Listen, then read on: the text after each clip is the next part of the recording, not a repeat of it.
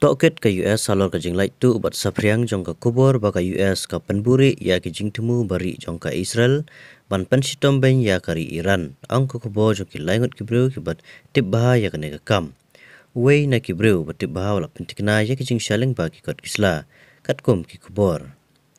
katkum ke jing pen pau jong he ka US ha ka CNN ka US kala songsi ijur halor ka ne ka kubor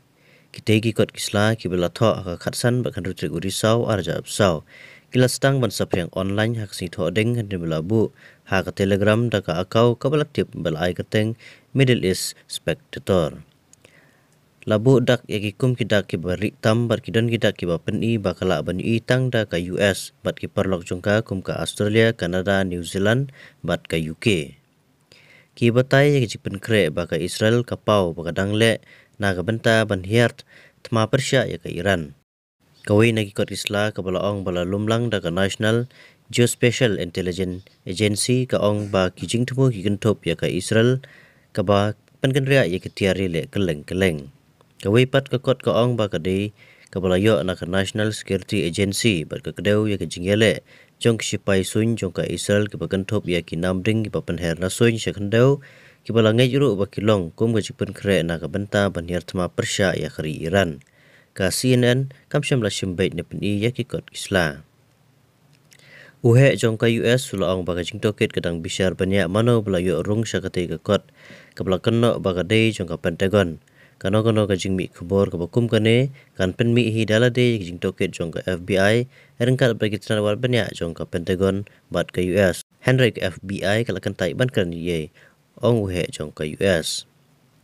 Kane ka jing mi kubor kawan ha kapor ba khia ba ka jing edei pring ka US bat ka Israel bat kan pen bitar ki dong Israel. Ki bala pen kre ban thombor ya ka Iran kum ka jing pen rem ya ka jing sha pen thai namding jong ka Iran ha ka historik urisau arja apsau. Man pen shisha pa ba ka ri ka don ya ki tiarele nuklear. Katai ka kot ka ong ba ka US kam syam la UI ya ki no ki dak ba ka Israel ka themu ban pen kam da ki tiarele nuklear. Persia ya kiran.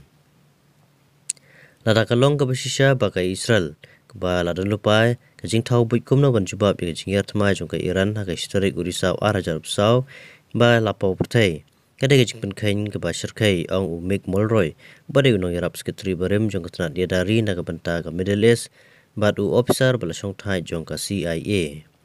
Mulroy ula benrap ba ka jing lang ha kala wei pring ka US bat ka Israel kala ban sya tenju ru kumju ka jing syanya ka dei ka benta ka bakongsan ka jing dei berkat kum ki kubor ki bala sapriang kala bantu no i jing syanya